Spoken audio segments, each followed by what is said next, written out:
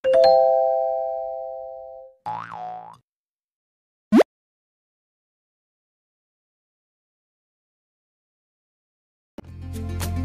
baru pun tiba. Ini adalah tepat sebulan setelah kamu tinggal di rumah Kesultanan Jengkol. Cholo turun dari kamarnya setelah melihat gue yang mengenakan seragam Indojuni dan tas seadanya. "Lu mau kemana?" Cholo berjalan mendekati gue yang lagi pakai sepatu di teras belakang rumah. "Kerjalah, emangnya lu?" Gue berdiri dan bersiap untuk pergi.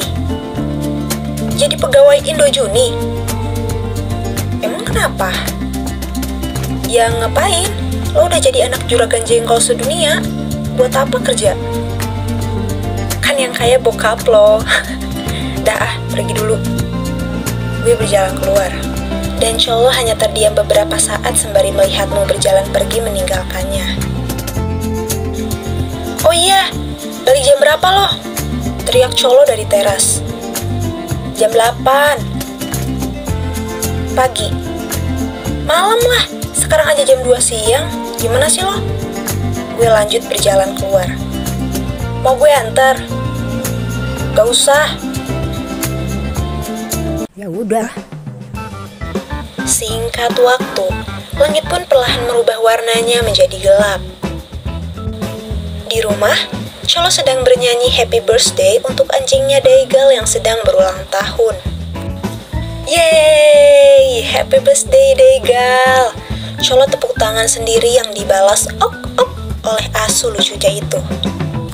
Namun, rasanya sangat kesepian di tengah rumah yang segede gaban hanya ada dirinya dan seekor anjing. Sepi banget. Cholo melihat ke arah jam dinding yang menunjukkan pukul 9 malam. "Kenapa gue jadi khawatir sama lo ya, En?" Rasa sepi benar-benar menusuk kalbu Cholo. Belum lagi ditambah perasaan khawatir padamu yang secara tiba-tiba muncul. Ini udah jam 9. Kenapa dia belum balik? Tahu udah amat.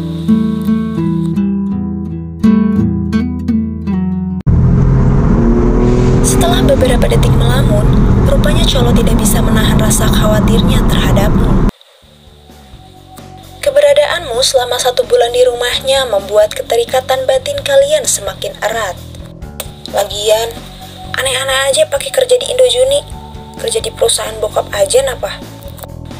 Cholo menyusulmu ke tempat Indojuni di mana kamu bekerja.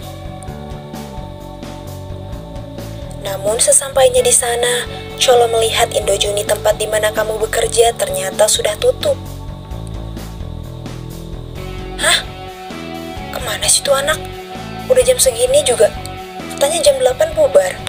Tapi jam 9 belum sampai di rumah." Cholo memutuskan untuk keluar dari mobilnya dan berjalan menyusuri sekitaran Indojuni.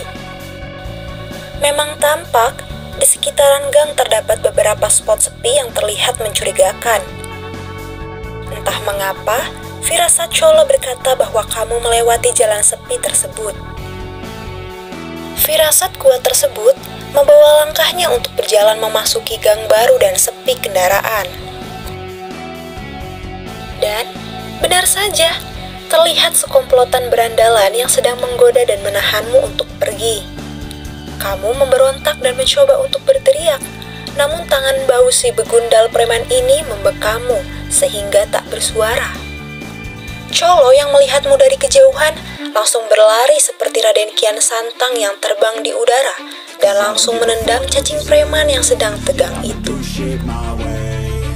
You can go kick rocks, I'ma stack bricks up, build what I want to make. Yo, I got a lot of shit to say, so I'ma do this every day. I'll be writing things until I'm fucking buried in my grave. 6 feet deep under, but my body won't decay. Cause my messages are timeless, so they'll put them on display. Oh yeah, I rap with a certainty, I have a sense of urgency. A message for eternity, for everyone internally. I had some people burning me, but now they fucking learn to see I ain't the one to fuck with. Now they looking nervously, and I don't really care what you think of me respectfully. You can kick rocks if you think you're fucking better, see I will outwork you, turn you to an enemy. Hurt you so bad that you're gonna need some therapy. Premannya masih ngejar kita, Le. Gak apa-apa, itu mobil gue di depan. Kamu dan Colo terus berlari dan berlari. Ini mobil gue, naik. Dengan cepat, Colo membuka kunci mobil dan langsung tancap gas pergi. Tapi karena saking paniknya, kalian salah tempat duduk dan malah jadi kamu yang tancap gas buat nyetir. Mana bisa begitu? Tapi karena ada power of kepepet, apapun bisa dilakukan untuk menyelamatkan diri dari para begundal preman itu. Langsung aja kamu nyetir tancap gas kenceng yang padahal... Yen, lo bisa nyetir emang? Colo panik karena kamu ngebut banget. Enggak, kamu hanya terus tancap gas. Lah, mana bisa begitu? Rem cepet, tapi pelan-pelan. Gimana? Sini gue coba ambil alih. Pelan-pelan, Colo mengambil posisi buat ambil alih kemudi. Setelah bersusah payah meski terdengar sulit dan mustahil, akhirnya mobil Colo terselamatkan.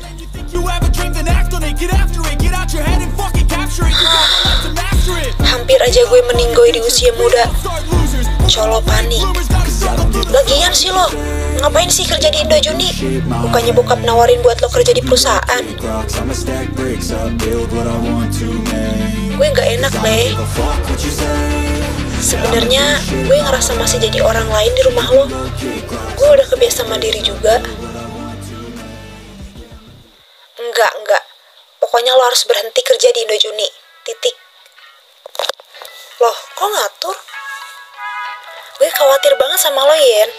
Lo gak lihat tadi lo dalam bahaya kayak gitu? Gak kapok lo. Pokoknya enggak ya. Yaudah. Makasih juga ya udah nyelamatin gue. Iya, sama-sama.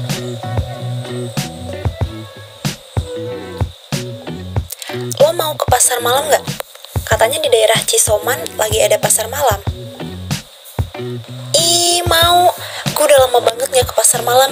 Terakhir waktu gue SD. Gue pengen banget naik biang lala.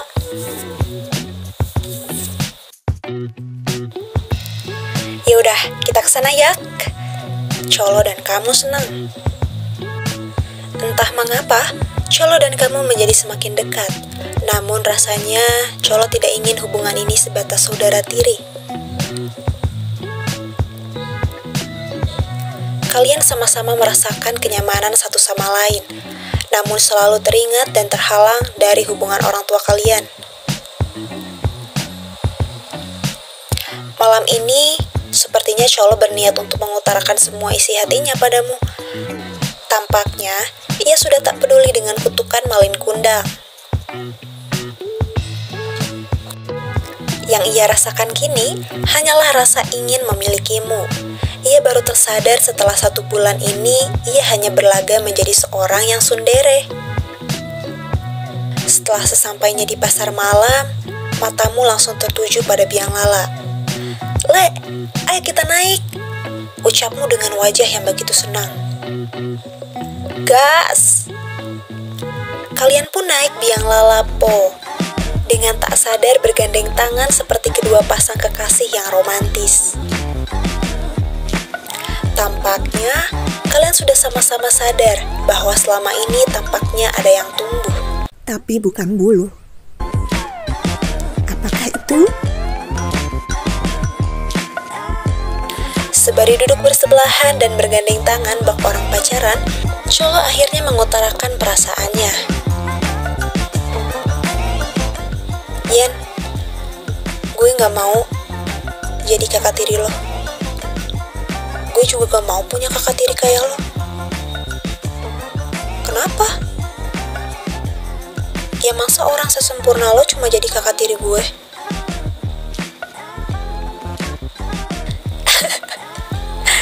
Colo ketawa salting. Kita kalah cepat ketemu sama orang tua kita. Andai aja kita ketemu duluan. Ya gimana lagi. Yen, gue mau maksa. Gue pengen lo jadi pacar gue. Mau? Gimana ya Robun? Kira-kira kalau kalian di posisi kayak gitu, mau nggak ya jadi pacar colo? Dan cerita pun selesai aja deh. Dibiarkan menggantung begitu saja biar para YN yang menjawabnya.